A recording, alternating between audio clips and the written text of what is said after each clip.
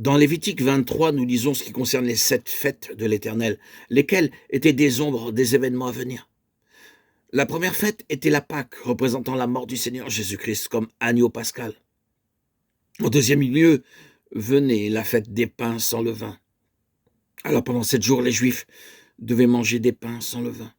Le levain est un symbole du péché, car un petit morceau de levain peut faire lever toute la pâte. De même, une pensée de péché peut souiller le corps tout entier. Le Seigneur veut que nous devenions comme du pain sans levain, et il désire nous faire part de la nature divine. Troisièmement, la fête des prémices, qui parle de la puissance de la résurrection. De même qu'un seul grain de blé, en mourant, produit beaucoup d'autres grains, de même la mort du Seigneur a justifié beaucoup d'hommes. En quatrième lieu, il y a la fête de Pentecôte, qui affirme que les hommes de toute classe sont égaux. Nous sommes baptisés en un seul corps par le Saint-Esprit. La cinquième fête était la fête des trompettes éclatantes. Alors le peuple devait sonner de la trompette pendant 7 jours. Cela parle de l'importance de la prédication de l'Évangile avec une grande puissance par toute la terre. Sixièmement, le jour de l'expiation montrait comment les gens de toute classe peuvent devenir justes. Septièmement, la fête des tabernacles nous révèle la vérité que le Seigneur désire nous voir un jour régner avec lui. Le jour de l'expiation, le peuple se rassemblait de nombreux endroits très éloignés, mais ils ne pouvaient pas pénétrer dans le tabernacle. Ils devaient demeurer à l'extérieur. Ils devaient confesser tous leurs péchés en plaçant leurs mains sur la tête de l'animal à sacrifier. Cet animal représentait le Seigneur Jésus-Christ. Lorsque l'animal était tué, le souverain sacrificateur enlevait ses vêtements de beauté et de gloire, et il se revêtait de vêtements ordinaires. Il apportait le sang du sacrifice derrière le voile, et il l'aspergeait sur le propitiatoire de l'arche. Le feu divin descendait du ciel et consumait le sang, indiquant que le Dieu saint avait accepté le sacrifice en faveur du peuple et avait pardonné leurs péchés. C'était le jour le plus heureux pour la nation tout entière.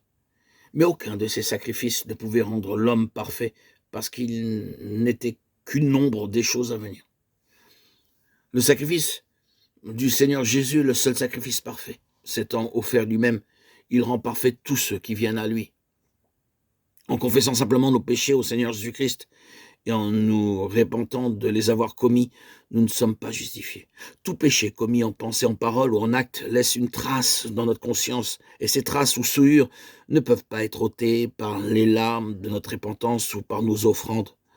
Notre conscience nous rappelle constamment nos péchés passés. Quand nous traversons quelques difficultés, notre conscience nous suggère que Dieu nous punit à cause des péchés que nous avons commis dans le passé. Beaucoup de gens tiraillés dans leur conscience versent des larmes, jeûnent et font des aumônes. Certains font des pèlerinages pensant que les traces sur leur conscience seront ainsi effacées. À cause de leur conscience coupable, ils sont troublés et ils n'ont pas de paix. Beaucoup de gens sont troublés au moment de leur mort à cause de leurs péchés. Ils se mettent à verser des larmes, suppliant leurs proches de faire quelque chose pour les aider à trouver un soulagement mental. Aucun effort humain ne peut donner la paix véritable à notre conscience. Les taches de notre conscience coupable ne sauraient être lavées que par le sang précieux de notre Seigneur Jésus. Comme nous le lisons dans Hébreux 9:12, le Seigneur lui-même est entré dans le lieu très saint avec son propre sang. Selon la prophétie du psaume 16:10, le corps du Seigneur Jésus-Christ n'a pas vu la corruption. Il est parfaitement saint. Il fut conçu du Saint-Esprit. Maintenant, son sang est au ciel et il a la vie éternelle. De là, il est aspergé dans le cœur du pécheur repentant. C'est par ce sang que nos tâches coupables sont lavées. Combien plus le sang de Christ, qui par l'Esprit éternel s'est offert lui-même sans tâche à Dieu, purifiera-t-il votre conscience des œuvres mortes afin que vous serviez le Dieu vivant.